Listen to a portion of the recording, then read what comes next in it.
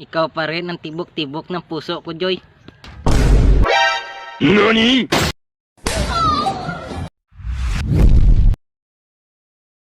Iba't ibang uri ng bata, Part 1. Siguro naman, naranasan nyo na maging bata. Yung tipong kain-tulog ka lang noon. Tapos, magiging pasaway na bata ka lang sa magulang ng leche ka. Una, ang The Pilosopo. Ito yung mga tipong bata na ang sarap isabit sa poste. Sana all! Yung nagtatanong ka ng maayos, tapos pipilosopuhin ka.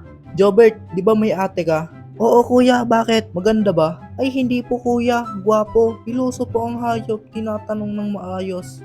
Hindi po ako hayop, tao po ako. Anak ng putya, isabit kita sa posteng bata ka eh. Pangalawa, ang dapasimuno. Ito naman yung tipong bata na pasimuno ng away at gagawa ito ng paraan upang mapag-away lang kayo ng tropa mo. Jobert, push mo Jobert, push mo. Yeah, boy. Uy, Chel, may sinasabi si Boyet sa'yo kanina. Ano yung pre?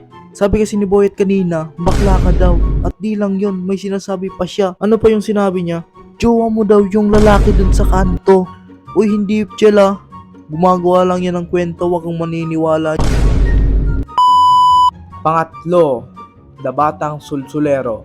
Ito naman yung tipong bata na imbis awatin yung nag-aaway, siya pa yung nagpapalala ng away ng tropa niya. Ikaw nga, bading eh. Oh, bading ka pala eh. Ikaw nga, ang tanda-tanda mo na, hindi ka pa tuli eh. Oh, wala ka pala pre, hindi ka pa daw tuli. At least ako mahal ako ng mama ko. Ikaw kasi, hindi. Oh, hindi ka pala mahal ng mama mo pre. Ano sabi mo, mahal ka ng mama mo? Yun ang di mo alam. Kasi, tinitiis ka lang ng mama mo kasi may pakinabang ka at ampun ka lang.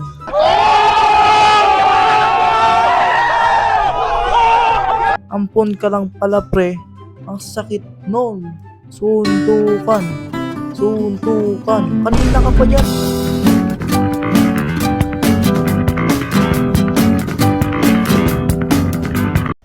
So guys, hanggang dito na lang. Abangan nyo lang yung part 2. Upload ko soon pag natapos ko na. Peace out, subscribe.